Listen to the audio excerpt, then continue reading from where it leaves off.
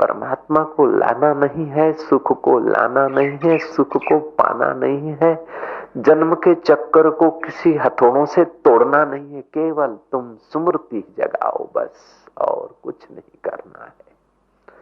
तुम केवल परमात्मा की हाँ में हाँ मिलाकर देखो, गुरु की हाँ में हाँ मिलाकर तो देखो कि तुम कितने महान हो सकते हो।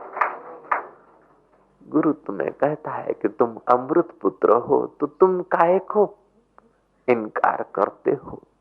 गुरु कहता है तुम देह नहीं हो, तो तुम काहे को अपने को देह मानते हो। गुरु कहता है तुम ब्राह्मण क्षत्रिय वैश्य शूद्र, तुम साबू वाले लक्कड़ वाले कक्कड़ वाले नहीं हो, तुम तो परमात्मा वाले हो।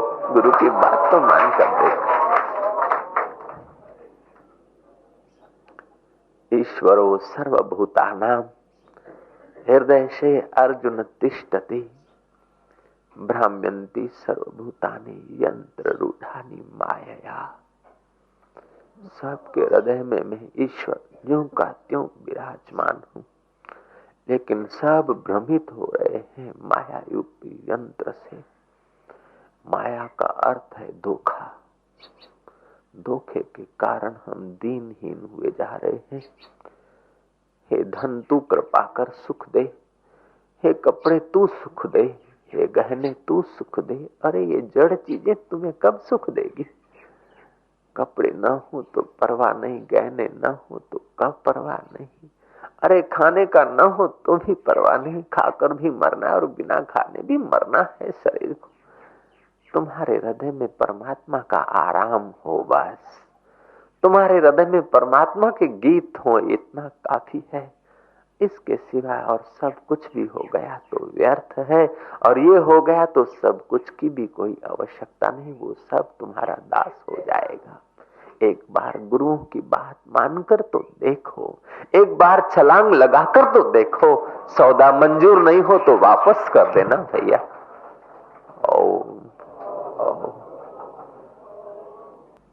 बहुत पसारा मत करो, कर थोड़े की आश। बहुत पसारा तुम्हारे दिल को बिखेर देता है।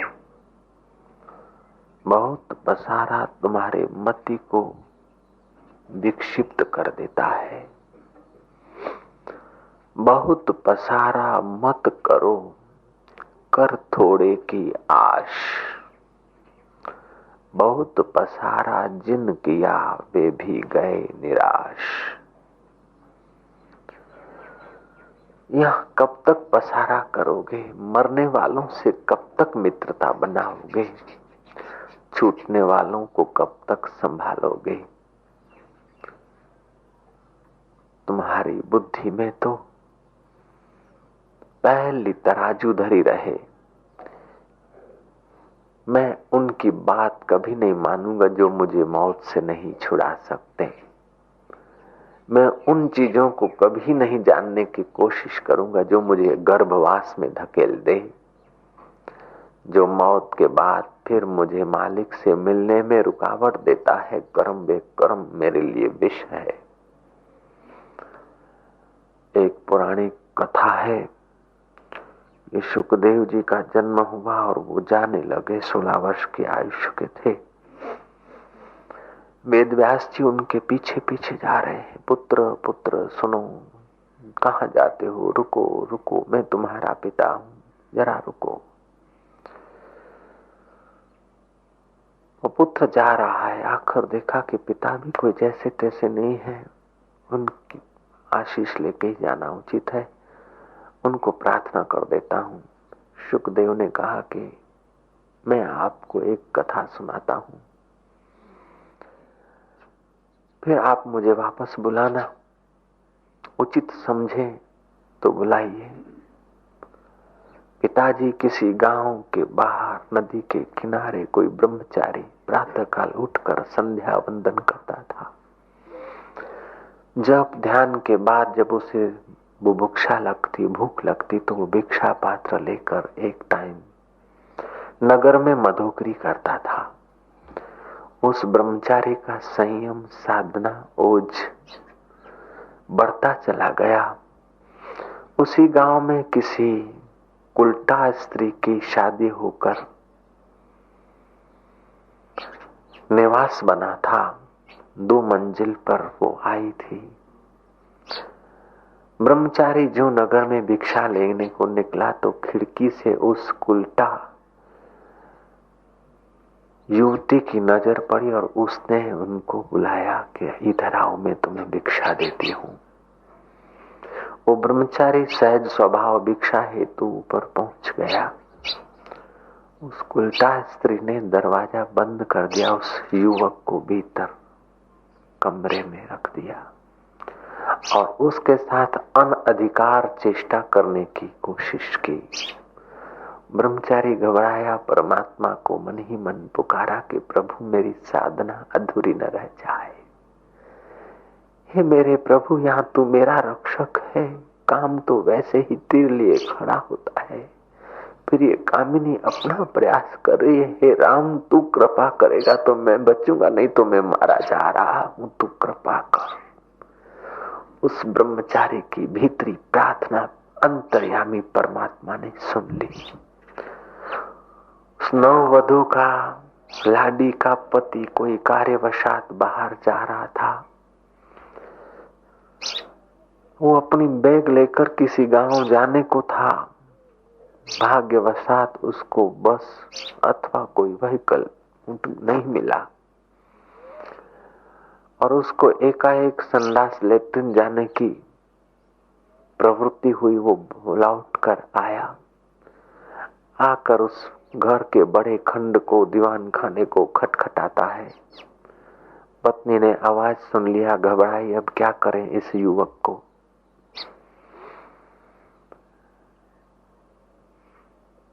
एक संडास था, लेट्रिन था, उस लेट्रिन की मोरी में दबा दिया उस बच्चे को। उसके पति को संडास जाना था, वो संडास गया और उसने विष्ठा मल मूत्र जो कुछ त्यागना था उसी होद में त्यागा और कुल्टा को भी साथ में लेकर वो परदेश चला गया।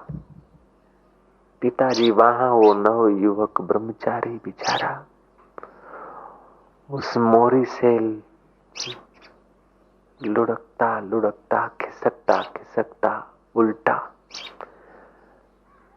पैर ऊपर और सिर नीचे जो उसने धकेल दिया था अपनी इज्जत बचाने को, वो ऊंधा बेचारा, जैसे गर्भवास में बालक ऊंधा होता है ऐसे ऊंधा बेचारा उस मोरी में, उस नाली में। एक दिन के बाद नीचे उतरा, जब उसके सिर के बाल दिखे तो भंगी ने देखा कि क्या है, खींच लिया। उसे संतति नहीं थी, वो घर ले गया।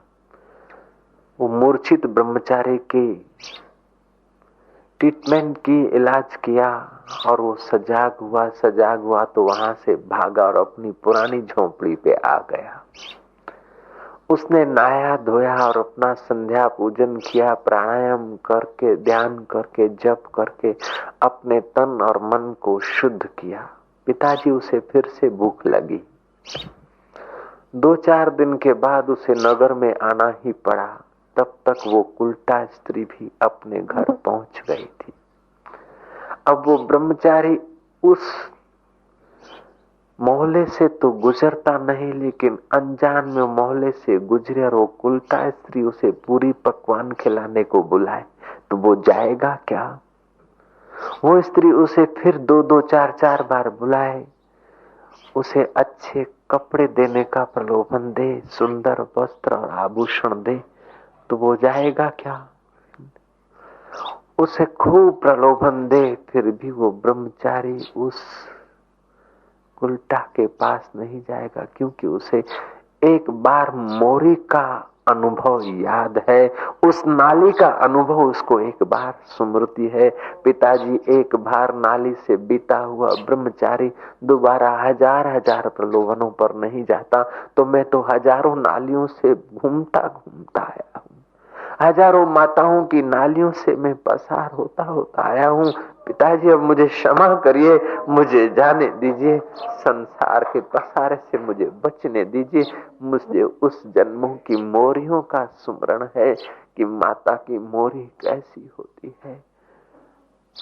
उस उल्टा स्त्री के संडास की मोरी तो एक दिन की थी, लेकिन यहाँ 9 महीना और 13 दिन मोरी में ऊंधे होके लटकते हैं। मल मूत्र विष्ठा सतत बना रहता है। माँ तीखा तिनखा खाती है तो जलन पैदा होती है। कोमल चमड़ी को जो पीड़ा होती है वो तो वेदना बच्चा ही जानता है। माँ के उस गंदी योनि से जन्म लेने के समय जो बच्चे को पीड़ा होती है, माँ से तो 10 गुनी बच्चे को पीड़ा होती है और बच्चा बेचारा मूर्छित सा हो जाता है, रोना चाहता है, उसका रुदन भी बंद हो जाता है। पिता वो पीड़ा तो माँ क्या जाने। प्रसूति की पीड़ा जैसे माँ जानती है, ऐसे जन्म की पीड़ा तो बेचारा बच्चा ही जानता है। ऐसी पीड़ा से मैं एक बार पसार नहीं हुआ पिताजी, हजारों बार पसार होकर आया हूँ। अब मुझे माफ करो, इन मोरियों से मुझे फिर पसार न होने। बहुत पसारा मत करो। क्यों? बहुत पसारा करने से फिर मोरियों से पसार होना पड़ेगा, नालियों से पसार होना पड़ेगा। कभी 2 पैर वाली माँ की नाली से पसार हो गए, कभी 4 पैर वाली माँ की नालियों से हम पसार हुए हैं, कभी 8 पैर वाली माँ की नाली से पसार हुए, कभी 100 पैर वाली माँ की नाली से हम पसार हुए हैं। अब कब तक उन नालियों से तुम पसार होगे? इन नालियों से अब उपराम हो जाओ। अब तो उस यार से मिलो कि फिर कभी पसार न होना पड़े, उस यार से मिलो कि फिर कभी लटकना न पड़े।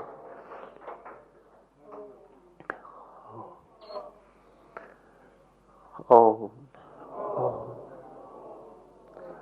अपने विवेक और वैराग्य को सतत जागृत रखना। जरा सा भी वैराग्य कम हो जाएगा तो नाली तैयार हो जाती। जरा सा विस्मृति हो जाएगी तो ब्रह्मचारी को फिर से वो बुलाने को उत्सुक है। आप सदा याद रखना कि आखिर क्या, ये आखिर कब तक,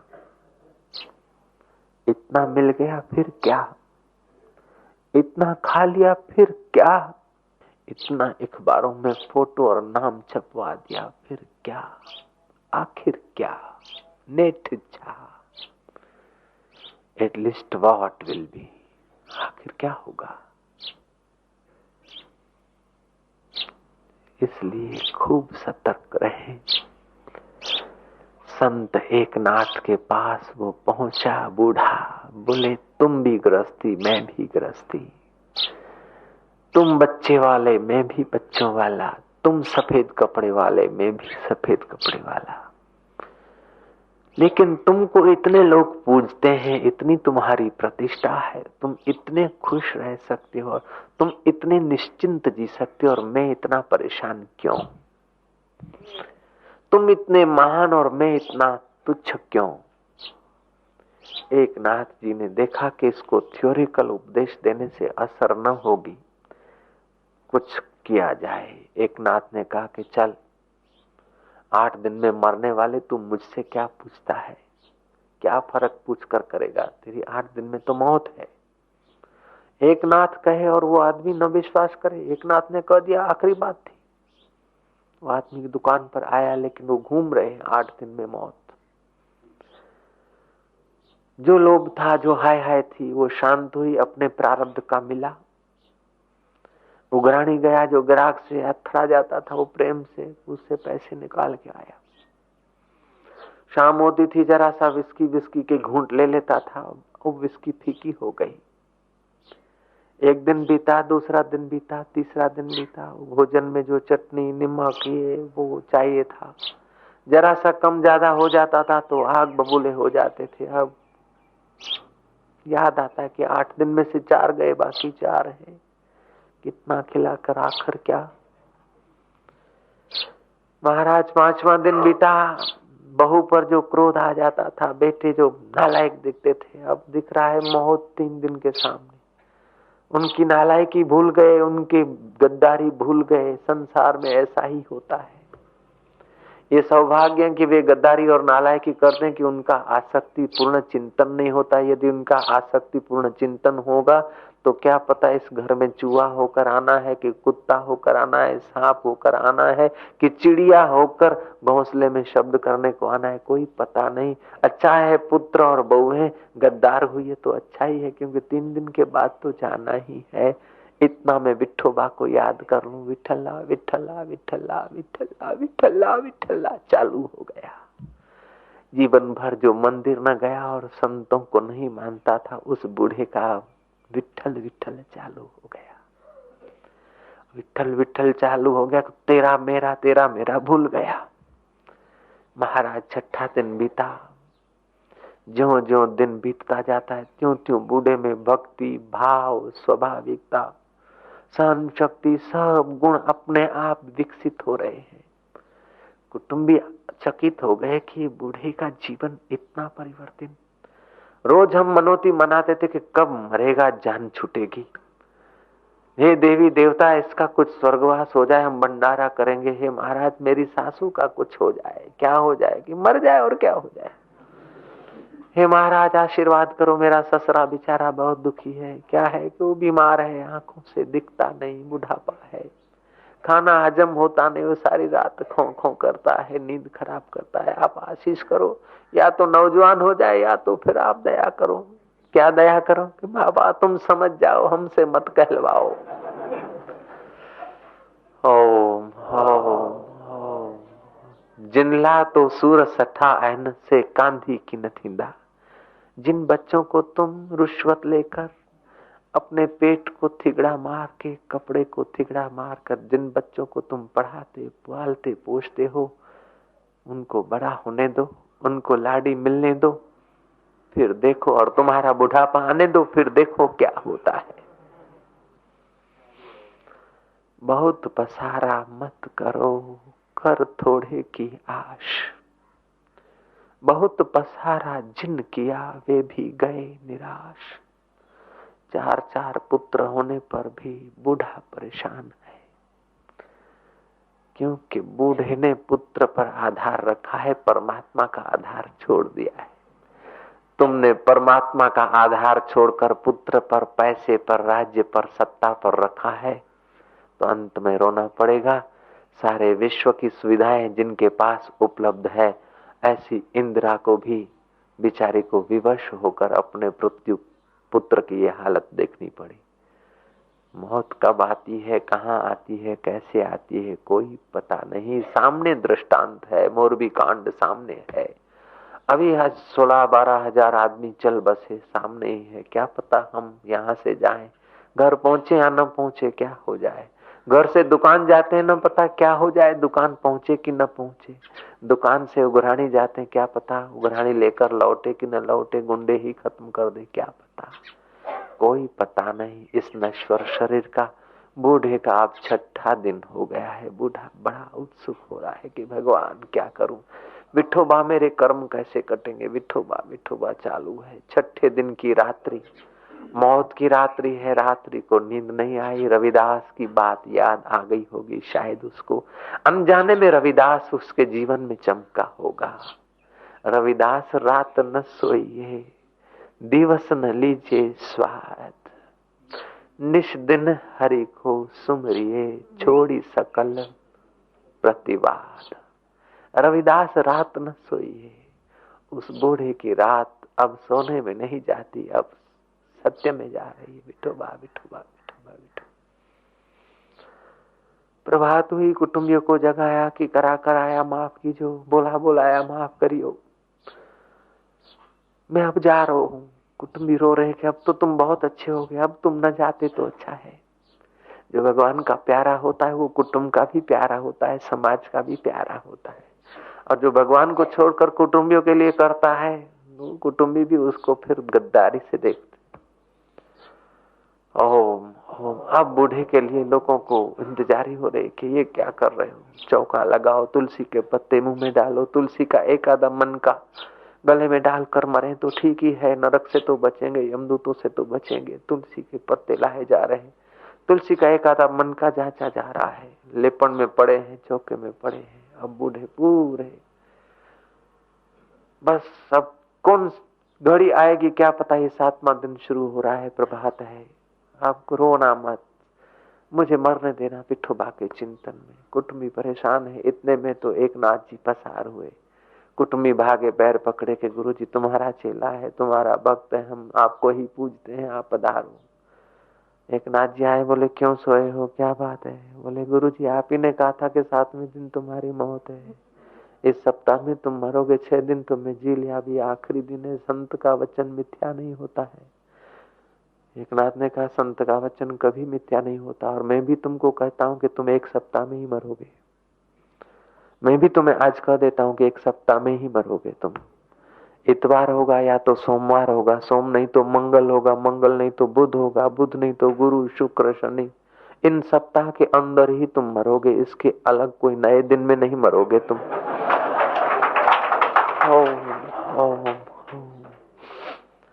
एक नाथ ने उसका ज्ञान बढ़ाने के लिए गुप्त से कह दिया कि तुम सप्ताह के अंदर ही अंदर मरोगे। बात तो सच्ची थी, संत झूठ क्यों बोले?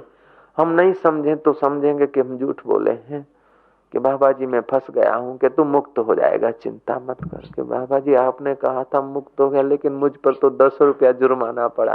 अरे जुर्माना देकर भी मुक्त हो गया, ऐसे भी मुक्त हो जाएगा। हमने तो कहा था कि तू मुक्त हो जाएगा, क्योंकि तेरी जब श्रद्धा बढ़ी है तो इस जुर्माने से क्या, मौत के जुर्माने से भी मुक्त हो जाएगा, तू डरता क्या है? ओम ओम ओम ओम ओम। शेर की डांठ में आया हुआ शिकार क्वचित फैल हो सकता है, लेकिन सच्चे सदगुरुओं के हृदय में जिसका स्थान आ जाए वो कैसे फैल हो सकता है? एक नाथ ने कहा कि 7 दिन में तेरी मृत्यु है। एक नाथ के वचन सत्य माना उसने, परिवर्तन हो गया जीवन। एक नाथ ने कहा भाई तुमने मुझसे पूछा था कि तुम्हारे में और मेरे में क्या फर्क है, तुम ऐसे महान और मैं ऐसा सामान्य, तुम ऐसे पवित्र और मैं ऐसा पापी क्यों? तो मैंने तुम्हें बताया कि तुम्हारी 7 दिन में मौत होगी। तुमने मौत को 7 दिन दूर समझा था। बताओ उसके बाद, मेरे मुलाकात के बाद, 7 दिन की मौत के सुनने के बाद तुमने कितनी बार विस्की पिया, ब्रांडी की कितनी बोतलें पी? बोले कोई नहीं, ठेवली तिकडे, स्पर्श नाही कर मी, की तुम्ही मांस कितना खाया की नाही खाल्ला, विठोबा विठोबा नाम घेतला, काय नाही करला मी, काय नाही. झगडा किती बार करला की नाही नाही झगडा, काय याद येतो, 3 दिन याद येते, 2 दिन याद येतो, 1 दिन याद येतो, बाबा मैं और काय करू, तुमच्याशी पकडले, ठेवला तिकडे, की मला तुम्हारा शरण में ठेवला क्या? विठोबा विठोबा विठोबा किए जा रहा है, एक नाथ जी के पैर पकड़े जा रहा है। एक नाथ ने कहा चलो ठीक है, अब सुन लो, एक बात समझने की है। तुमको 5 दिन, 6 दिन, 4 दिन, 3 दिन दूर मौत दिखी, जितना जितना मौत नजीक आती गई उतना उतना तुम ईश्वरमय होते गए और संसार फीका होता गया। ये तुम्हारा अनुभव है कि दूसरे किसी का है? उसने कहा कि माझा अनुभव है गुरुजी, माझा अनुभव है, काय होऊन घेतला मैं जानतो, सगळा फिको फिका झाला, सगळा फिका झाला, काही रस नाही दिसतो, कुठे रस नाही, कुठे नाही रस। 7 दिन मौत दूर है तो कहीं रस नहीं दिखा, लेकिन मेरे गुरु ने तो मेरे को सामने मौत दिखा दी है। मैं रोज मौत को याद करता हूं, इसलिए मुझे संसार में आसक्ति नहीं और प्रभु में प्रीति है। जिसकी प्रभु में प्रीति है उसके साथ दुनियादार प्रीति करते, इसलिए मैं बड़ा दिखता हूं और तुम छोटे दिखते हो, वरना तुम और हम दोनों एक ही तो हैं यार। ओम ओम ओम। आत्मने आत्मनो बंधु, आत्मनि विपुरात्मना बंधुरात्मना आत्मा तस्य येनात्मैवात्मना जिताः, अनात्मनस्तु शत्रु ते वर्ते तात्मय शत्रुवत्। यदि अनात्म वस्तुओं में चित्त लगाया, अनात्म पदार्थों में मन को लगाया, तो हम अपने आप के शत्रु हो जाते और छोटे हो जाते हैं। अनात्म वस्तुओं से मन को हटाकर आत्मा में लगाया तो आप श्रेष्ठ हो जाते हैं, अपने मित्र हो जाते हैं, बड़े हो जाते हैं। नानक तुमसे बड़े नहीं थे, कबीर तुमसे बड़े नहीं थे, महावीर तुमसे बड़े नहीं थे, बुद्ध तुमसे बड़े नहीं थे, क्राइस्ट तुमसे बड़े नहीं थे, कृष्ण भी तुमसे बड़े नहीं थे, तुम्हारा ही रूप थे। लेकिन सब बड़े हो गए, क्यों? कि उन्होंने अपने में स्थिति की और हम लोग पराये में स्थिति करते हैं, इसलिए हम मारे गए और वे लोग तर गए। इतना ही फर्क है। जो हो गया, समय बीत गया सो बीत गया, लेकिन अब बात समझ गई, मैं आ गई। तो आप याद रखना कि 7 दिन में मरने वाले हैं।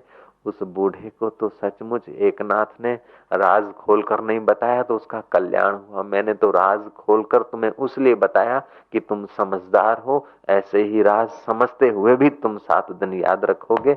और सच बोलता हूं कि 7 दिन के अंदर ही अंदर मौत है। उस मौत को सामने रखना कि आखिर कब तक। कल का रविवार छुट्टी मनाएंगे, खेल घूमेंगे, लेकिन एक रविवार ऐसा भी तो हो सकता है इतवार के अर्थी पे चले जाएं। सोमवार को हम फलाने यार से मिलने को जा रहे हैं, हो सकता है कि कोई ऐसा सोमवार हो कि हम शमशान में ही जाते हो।